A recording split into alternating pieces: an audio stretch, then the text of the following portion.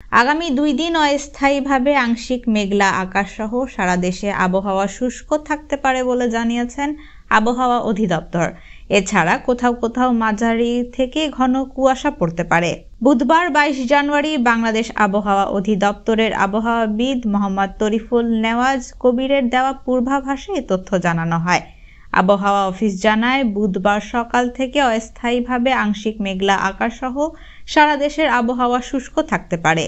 তবে শেষ রাত থেকে সকাল পর্যন্ত দেশের উত্তর পশ্চিমাঞ্চলের কোথাও কোথাও মাঝারি থেকে ঘন কুয়াশা পড়তে পারে এবং দেশের অন্য জায়গায় হালকা থেকে মাঝারি ধরনের কুয়াশা পড়তে পারে। তবে বৃহস্পতিবার 23 জানুয়ারি সকাল 9টা থেকে পরবর্তী 24 ঘন্টায় অস্থায়ীভাবে আংশিক মেঘলা আকাশ সহ সারা দেশের আবহাওয়া শুষ্ক থাকতে পারে। তবে শেষ রাত থেকে সকাল পর্যন্ত দেশের উত্তর পশ্চিমাঞ্চলের কোথাও কোথাও মাঝারি থেকে ঘন কুয়াশা পড়তে পারে এবং দেশের অন্য জায়গায় হালকা থেকে মাঝারি ধরনের কুয়াশা পড়তে পারে। এছাড়া 5 দিনের প্রথম দিকে রাত ও দিনের তাপমাত্রা হ্রাস পেতে পারে বলে জানিয়েছে আবহাওয়া অধিদপ্তর।